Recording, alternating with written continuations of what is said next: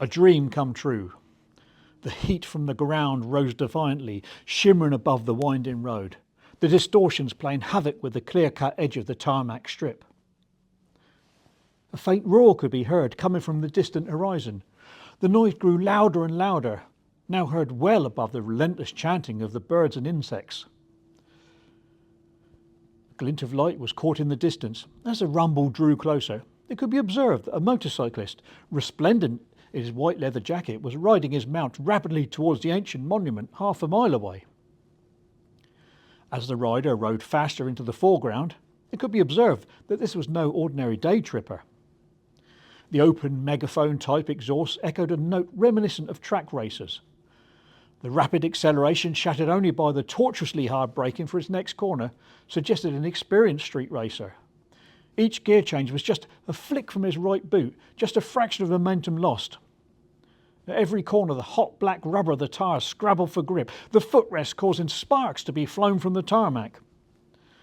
Then again the rider pulled upright, rapidly towards the next bend in an ecstasy of speed and tormented delight. This frantic moment of riding soon came to a close. But the rider, having pulled out of a sweeping right-hander, screwed open the throttle, laid on the tank and watched the long straight unfurl in front of him. The speedometer needle indicated 70, 80, 90 past as his right foot forced the next gear into operation. The black chromed exhaust bleated out in beautiful harmony as 110 showed. Ton 20 and the motor screamed for more, the airstream battling with the rider for control of the machine. The needle peaked at 125 as the next bend loomed into the distance. Within a split second, the rider's right hand was gripping the brake lever. The motion abruptly spoiled as the black calipers grabbed the shining twin front discs. The front end dropped as the weight fell onto the front wheel, the forks diving in pain as 90, 70, 50 passed. Then a quick gear change and the bike cruised gently round the next bend. Now that the riding was more sedate, the details of man and machine could be seen. The rider, wearing his black crash helmet, bearing the mark of a Greek god painted delicately in gold, faded blue jeans and studded leather boots, was haunched over a mainly black bike. The heart of the bike, a mighty V-twin motor, thumped its might through a huge chain and was converted to power by a massive oversized rear tyre. The front end, braced by two powerful-looking forks, boasted a huge tyre, twin discs and rather unsubstantial but neat-looking mudguard. Above, the double headlights were gripped in a small nose fairing, suggesting night racing, but were taped over it as it was a sunny afternoon. Above the unburstable black motor lay a shining, glimmering petrol tank. As with the rest of the machine, it was gloss black, and only the golden letters broke the monotony, the name reminiscent of bygone days where the engine once ruled the roads, now emblazoned on the most beautiful bike in the world, read Vincent. Vince was proud of his bike, very proud. He had read how customers spend hundreds of pounds and thousands of hours churning out visually appealing machines, only to be torn to pieces and then rebuilt in time for the next custom show. Also, like it as not, they don't run, or can't because they have 69-carat gold plate on the rear sprocket or something. But Vince's bike ran, and it ran well. He remembered how his old CX500 used to bounce and weave along this, his favourite stretch of road. Even the Suzuki GS750 seemed to wallow above 80 on these curves. But his Vincent, that he was riding now, seemed to eat potholes and white lines as though they were stood still on a bowling green. Most bikes seemed like a roller coaster on speed compared to this machine. And what a machine it was. A speed machine, an accelerated machine, an enthusiast machine, a reliable machine. Vince pondered on this for a while as the shining black beauty purred slowly into town, the passers-by admiring the immaculate lines and enviously noticing the smug look of its pleased rider. The reliability, he thought, was probably the machine's weakest point, although this would probably be complementing its other features. The speed was electrifying, the finish, superb, the handling, perfect. Even the fuel consumption was favourable compared to the modern multis. In reality, Vince thought, nothing should go wrong with his bike. After all, he had built the engine and bike from scratch, so he knew it inside out. He remembered how his grandfather had nearly thrown out the old engine. Now neatly restored, painted black and brightly polished, it looked like it had been bought just yesterday. Its 1000 cc's of sheer muscle seemed to ooze character as it fired its cylinders in turn after every second lamppost on the pavement. Beautiful, Vince thought. Up ahead were traffic lights. They were about 40 yards away by now, and Vince knew that if he opened the throttle, the black sensation would roar easily through before the red, even if the amber showed up now. But he was in no hurry. Vince used to scream along at 50 or 60 in town on the Suzuki, thinking he was a king. But on this machine he knew he was, and therefore had no need to prove it. He casually glanced down at the large Smith Speedo and read 27 miles an hour. Sure enough, the lights turned red and Vince pulled up, resting his front wheel just short of the white line. The traffic system was a slow one, so Vince knew he'd be able to look around. Revelling in the fame this bike seemed to bring him. When he stopped in the street, it was almost as if every male over the age of 50 had owned one when they were young.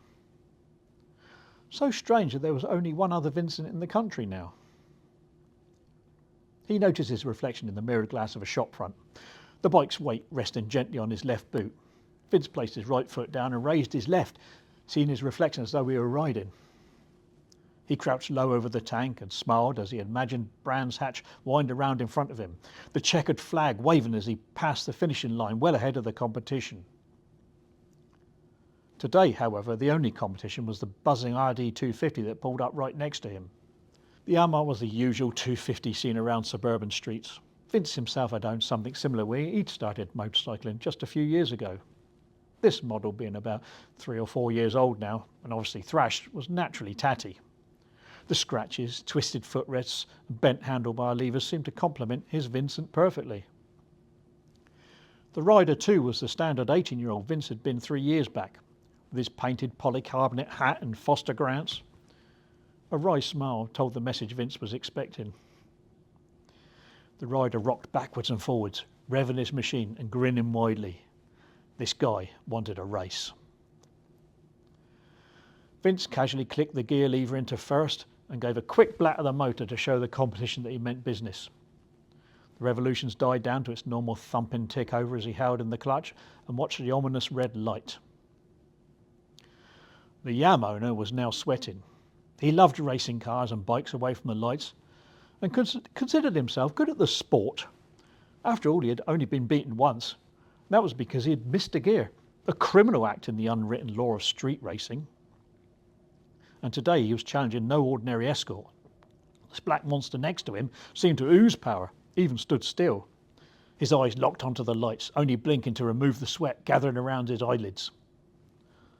Suddenly, the red light was joined by the amber. The Yamaha owner dropped his clutch, holding 5,000 revs. The front wheel poured the air, nearly sending the rider off the back. 7,000 on the clock, and the rider plucked his next gear from the box. The front wheel again falling to the ground. Another 7,000 was showing, and again the front tyre was losing traction with the tarmac, as the rider flicked a higher ratio into operation in a frantic dash for victory. The red and amber had now dissolved and had been replaced by green, and Vince knew he could now start. He had not been tempted to jump the lights with his opponent. After all, he did have the capacity advantage over the Yamaha. He noticed that the other rider was across the other side of the junction and was only about 50 yards away from the narrowing gap caused by the parked cars, which they were racing for. The huge motor only showed 2,500 revs on the tachometer when he slipped the light clutch away from the left handlebar. He knew that he had over 70 miles an hour in this gear, so it was now down to his right hand. Vince preferred to release clutches gently and let the motor do the work, rather than lose valuable forward motion trying to control senseless wheelies. The tachometer was showing 4,000 now, and the scorching black rubber of the rear tyre was acting like a clutch as a plume of white smoke emitted from the back. Vince leaned forward onto his forearms to prevent the aerobatics of the front end and watched as the little Yamaha appeared to be coming back towards him. It was now only 20 yards to that gap, and the Yam had the best line, with the rider obviously happy as he seemed well ahead. Having jumped the lights and gained that extra 20 or 30 yards, he was confident it would take something pretty special to beat him past that red Cortina that's parked ahead. The Juggernaut approaching the other way prevented any alternative route.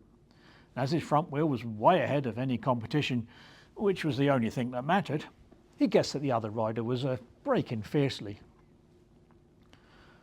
The competition, however, was something pretty special, and Vince wasn't going to lose easily. The gap may have only been 50 yards away, and they may have been travelling well above 50 by now, but Vince knew that his bike only needed a gap of about 9 feet to get through, and saw that his front wheel was now in line with the Yamaha's rear, and he was accelerating like he'd never experienced before.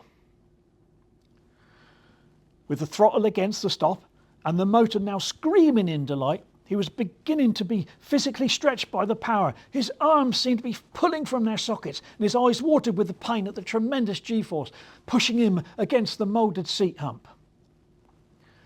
The bikes were level now, and the red Cortina seemed all too near. With this acceleration, Vince knew that if he were to back off now, he'd have no time to stop or swerve. It was now or never.